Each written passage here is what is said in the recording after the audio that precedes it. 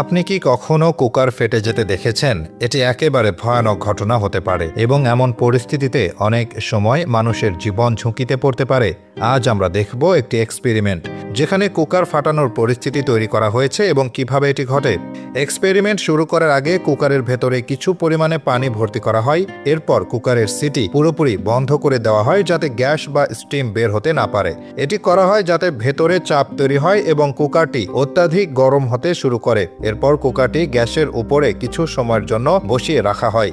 কিছু সময় পরে দেখা যায় একটি ভয়াবহ বিস্ফোরণ। কুকারের ভেতরে সঞ্চিত গ্যাস এবং চাপের কারণে এটি ফেটে গিয়ে বাড়ির চারপাশে বিস্ফোরণের মতো ঝাঁকুনির সৃষ্টি করে।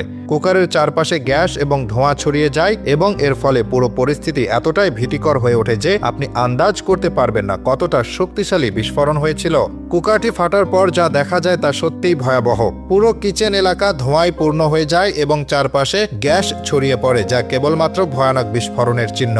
এর ফলে বাড়ির নিরাপত্তা মারাত্মকভাবে বিঘ্নিত হয়। কুকারের ধ্বংসাবশেষ এবং ছড়িয়ে পড়া গ্যাস আরও দুর্ঘটনার কারণ হতে পারে, যেমন আগুন লাগা বা আরও বড় কোনো দুর্ঘটনা। যদি আপনি কুকারের সিটির পয়েন্ট বা সঠিকভাবে কুকারের চাপ নিয়ন্ত্রণ না করেন তাহলে বিপদ আসতে পারে। এজন্য কুকার ব্যবহার করার আগে কিছু গুরুত্বপূর্ণ জিনিস মনে রাখা প্রয়োজন, যেমন কুকারের বেল্ট পুরোপুরি বন্ধ না করা, কুকারটি নিয়মিত পরিষ্কার রাখা এবং তাপমাত্রা সঠিকভাবে নিয়ন্ত্রণ করা।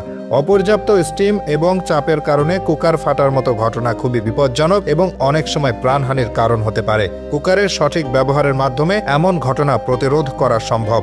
তাই কুকার ব্যবহার করার সময় সতর্ক থাকুন এবং নিয়মিত সেটি চেক করুন। এই ধরনের পরীক্ষার মাধ্যমে আমরা কুকারের নিরাপত্তা ব্যবস্থার গুরুত্ব বোঝার চেষ্টা করি। মনে রাখবেন, কুকারের ভেতরে সঠিক পরিমাণ পানি, গ্যাস ও চাপ নিশ্চিত করতে হবে যাতে দুর্ঘটনা এড়ানো যায়। এছাড়া কুকার চালানোর আগে তার সিটির বেল্ট ভালোভাবে চেক করুন যাতে ভেতরের গ্যাস বেরোনোর সুযোগ পায়।